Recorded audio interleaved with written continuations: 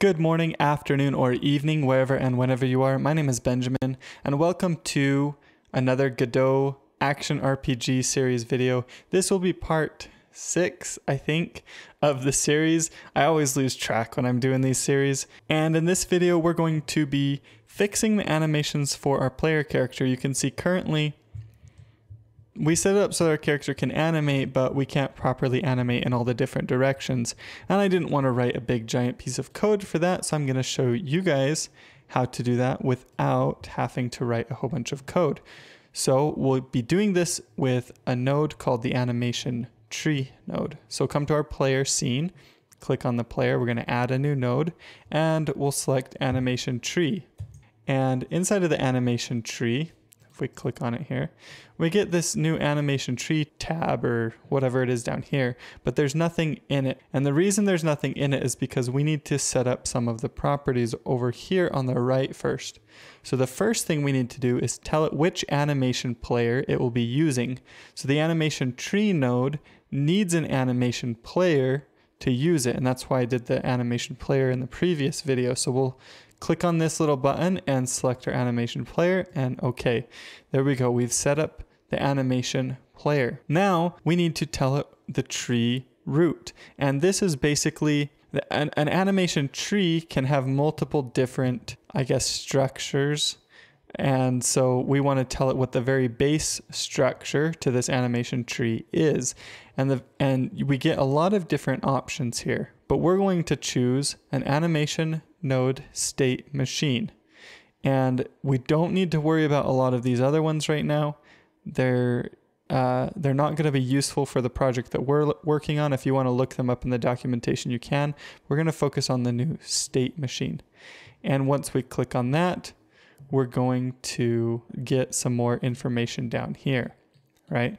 And it says the animation tree is inactive. Activate to enable playback. So that means we need to activate it here. There we go. And you can see we got some error messages here. These are not regarding our game, and we can just clear those and ignore them. It's likely we did something in the editor that the editor didn't like, but we're fine there. So let's click active. And so we get this special little area here. Well, what can we do with it, right? This is all kind of like excessive. It all seems a little bit excessive. Well, we're going to right click and we can add something into here. And so let's start by adding an animation. We'll start simple, okay? So let's add our idle animation, our idle right. And you can see when we do that, it gives us a little box here that says idle right with a play button, and we can press play and it plays our idle animation. And we can also right click and add another animation. Let's do run right, okay? And now we've got run right here, and we can play that and it'll play up here. And we can add transitions between these two. So if we click over here to switch to connect nodes, instead of the selection tool, we can then click here and drag over and have a transition there. And we can click and drag back and have a transition back. So we can have transitions that way. If we switch back to select, we can play our idle. And if you click on the transition here, you can actually tell it when this transition actually happens. And so our idle, these two animations are set up to loop, right? And so that's why it's not actually transitioning, because our idle is just set up to loop. But if you set up auto advance, let's click on this transition, we'll set up auto advance as well. Then it's going to immediately advance between the two instantly, right? And that looks really weird. But if we set up our idle, then it would play the idle. Let's turn off the auto advance on this transition, and we'll turn it on this one right here. So what happens, we play our run right, and then it automatically advances to this one. But you can change the switch mode. So let's say we want it to switch at end. Now if we play our run right, once the animation ends, it will automatically switch to our idle right. And I'm showing you this not because we're going to be using this necessarily, but just so you can get an idea of what all these things mean inside of this graph here, right? What these little arrows mean and kind of how they work, just the basics. So we're actually going to delete these. Select this one, click delete, select this one, click delete. And the reason is because we need a system that is going to manage multiple directions for our animations. And the solution to that is called a blend space 2D. And when we add this, we can just call this idle. So instead of having an idle right, an idle up, an idle left, an idle down, we can have this blend space 2D and we can just call it idle, and it will contain all of the different animations for our idle state, right? And you can see now it's got a new icon. We've got a little edit icon right here. We can click on that and that opens up this new window, and we can actually switch, it opens up a new tab over here. So we can switch back to the root and come back into our idle, root, back into idle. You can switch between those. So inside of here, this blend space is where we can set up our different our actual animations. Remember how we added animations in the root? Well, now we're adding animations inside of here. That's why it's called a tree. We have the root, we have the idle, and then we'd have animations inside of here. It's a tree structure, right? And so in here, it says no triangles exist, so blending can't, so no blending can take place. And so it wants us to set up some triangles, right? What does that mean? Well, it wants us to come into this one here, create points. You can see, oops, we don't want that point there. Let's switch back to select and delete that point. I just switched to select, clicked on it, deleted it. This right here is set the blending position. So we'll set this back to about the center and come back to create points. We'll create a point here at the very leftmost position. And for this, we'll say we want an animation and we'll do idle left. Okay. And we'll come up here to the top point, and I'm going to throw you for a loop here. We're going to do idle down. I'm going to come over here to the right and we'll do idle right. And then I'm going to, ooh, we got a big triangle now, right? I'm going to come down here to the bottom and do idle up.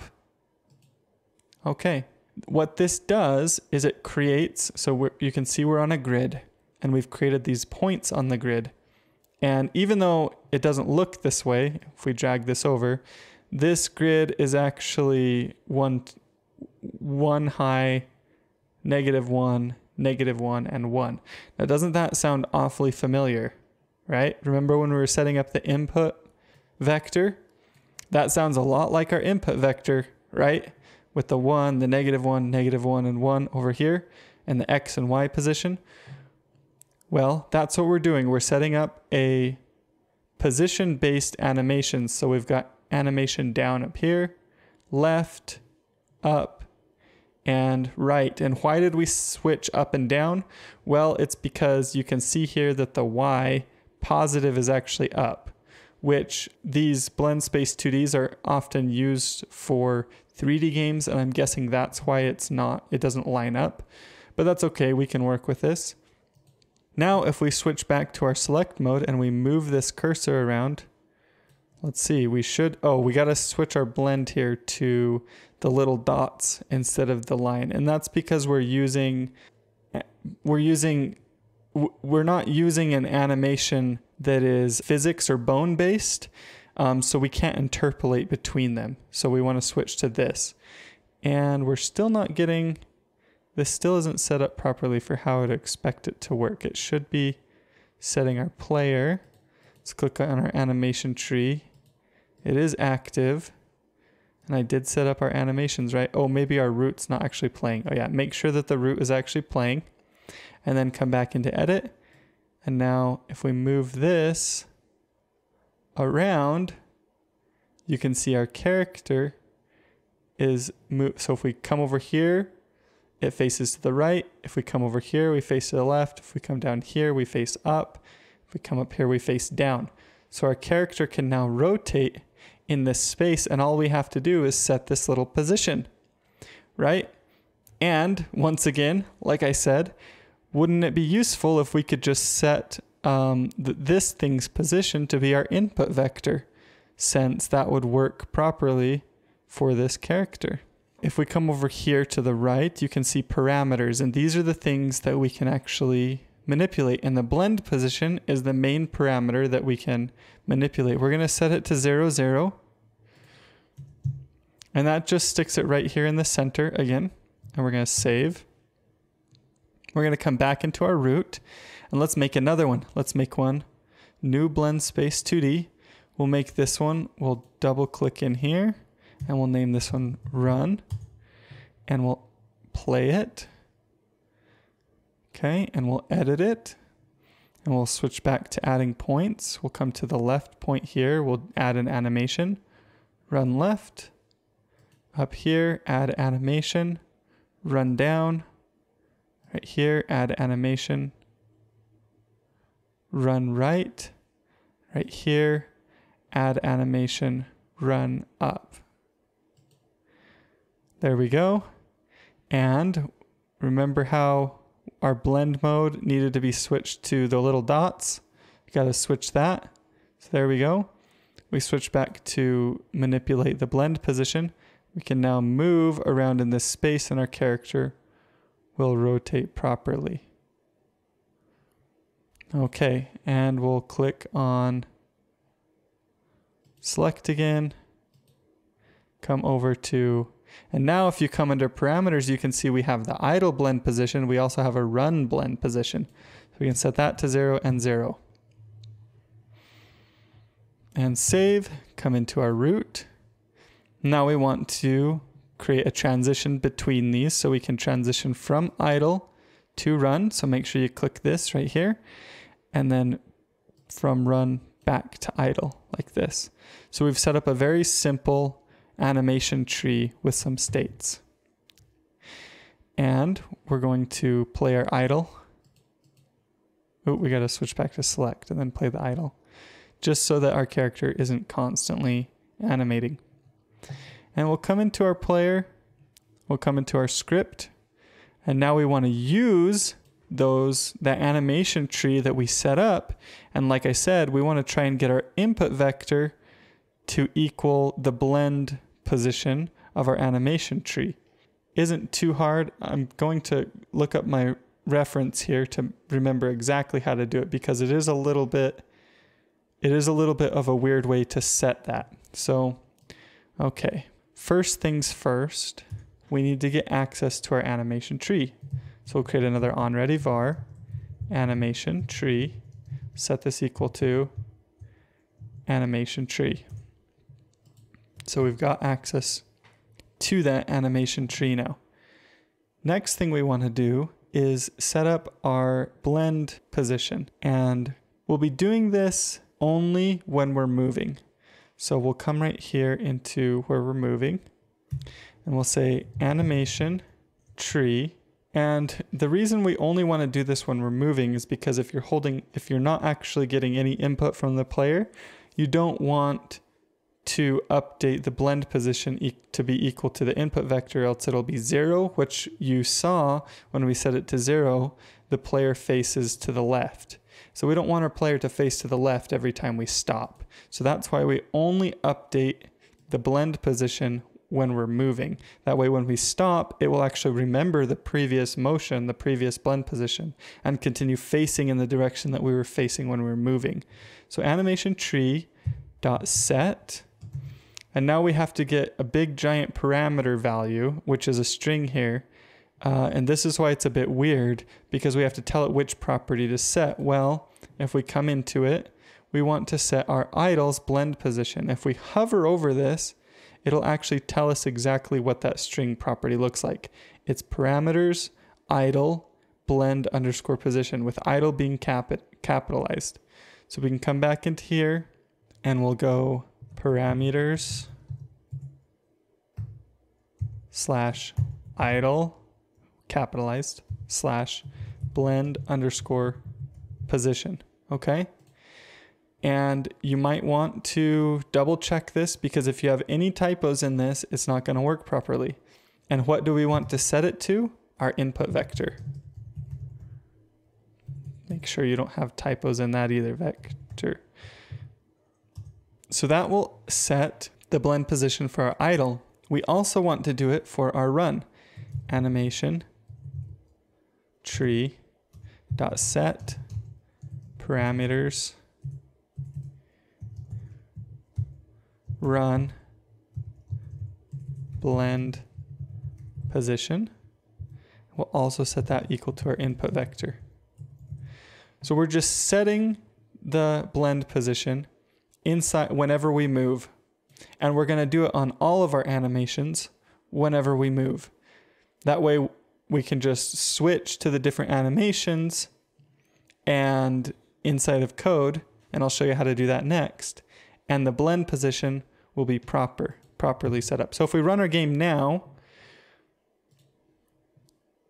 what you'll see is that our character apparently doesn't actually update at all. So let's check here. Oh, we need to make sure that one of the animation plays on load. So if we select this one right here, select our idle, you can click the little A icon here, and this will automatically play that animation on start, on when the game starts. Let's run the game again, and there we go. And now, oh, we're having some issues here with our left and right. It works in multiple directions, but then struggles with left. Let's check our animation for moving left. Where's idle left? Oh, we have run right set up as our auto animation. We want to turn that off, definitely. Let's look at idle left.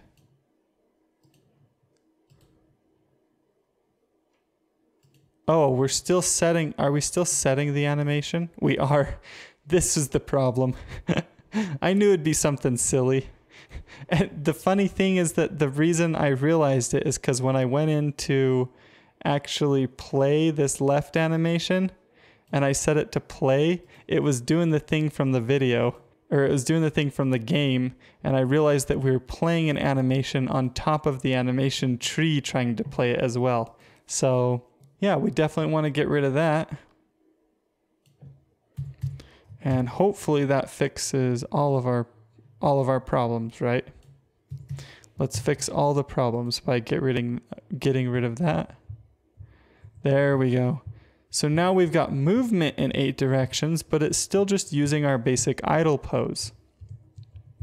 And it's still cool that it just works like that. I love how that works. It's amazing. You just set up that blend space 2D inside of here and then works like a charm. So what we're going to do for that is set up our, let's see, animation tree. We want to actually set the animation that we're going to play, right? It's pretty easy. What you have to do is you have to get access to the animation state. This is a little bit weird, but what you do is up here at the top, you create another onReady var, and we call this animation state. We set this equal to AnimationTree. Let's see. Where's the variable? AnimationTree. This is the variable that we created right here. So make sure you're using that. .get. And now we have to get parameters. Playback. So what does that actually get? What does that actually store inside of here, right? If we come look at our animation tree, you can see we have a playback parameter and there's an animation node state, which is basically, it's basically what we've set up in here. It's this, our root. We're getting access to this information right here now. We're not setting the blend position or anything. We're getting access to this. And we need access to that animation state so that we can then set the proper animation. We'll be doing this with a function called advance or travel. It's not advance, it's travel. So we'll be doing that with a function called travel. So we can come here when we're going to move. We want to say animation state dot travel, and then we'll go to run. And then down here, when we're idling, we'll say animation state dot travel idle. Save, and that's all we need to do in code. And it looks like non-existent function travel and base nil. What this means is our animation state isn't being loaded properly. And it likely means I did parameter instead of parameters. So there was a typo in this. And once again, that's the problem with having to use a string to try and get access to that. It's really easy to get a typo in these strings. So double check those. Let's run the game again. Now we have moving in all 8 directions and idle with very little code, I have to say. Okay, there's one other thing, okay? There's one other thing that's going to drive some of you crazy. And it drove me crazy, to be fair. So if I go up and to the right, it uses the sideways, right? If I go up and to the left, it uses the sideways. If I go down and to the left, it uses the sideways one. If I go down and to the right, it uses down instead of sideways. So how do we tell it to prioritize one over another one? Well, there's a little trick that we can do for this. If we come back into our animation tree and edit our blend spaces here. And this little trick is that if you manipulate the position on these so that they're not at exactly 1, you can have it prioritize one over another one. Now, I personally want to prioritize left and right. So if you're moving exactly at a diagonal, then I want to prioritize the left and right sprite. So in order to do that, we're going to move these positions by, if we come over into our y-axis, we're going to add 0.1 here and add 0.1 here. And we're going to switch to select, and we're going to move these up each by 1 point. And what that'll do is it will prioritize, when we're at exactly at an angle here, it will prioritize the left sprite over here, right exactly at the 45. Okay? If we're exactly 45 over here, it will also prioritize the left sprite. And so if you want yours to prioritize up and down at your diagonals, you would add 0.1 to your X position. So this is a trick that I came up with, and from the testing that I've done, it seems to work fine for this kind of project. So let's do it with our run as well. We will change, we'll add 0.1 here and 0.1 here, and then we'll make sure we're on our select and move these both by 0.1, save, run the game. Now we should always prioritize the left and right sprites when we're moving on the diagonals. And there you go. We've got an animated character. Now I know that this was kind of a lot to take in for one video. I'm not gonna lie, using the animation tree has a lot of stuff involved, right? We have to set up the route with the states here. We have to set up each individual blend space. And then once we've got those set up, we have to get access to the state, the animation state, and set the parameters on our different blend space 2Ds. And so there's kind of a lot of stuff going on with this. So if you have questions or concerns, let me know in the comments. It is a lot to learn. If you don't feel like you understand it perfectly, know that that's okay. If you kind of get the basics down, you have an idea, okay, I think I understand how this is working, that's a good enough. I'll consider that a win for now. Sometimes it just takes using this more in order to get comfortable with it, right? So that you can become more familiar with it. It'll make more sense. But you can let me know in the comments. Once again, this video was sponsored by my Kickstarter backers for the 1-bit Godot course. There will be a link to that course if you'd like to find out more about it as well. If you enjoyed this video and learned something, give it a like, and I will talk to you all later.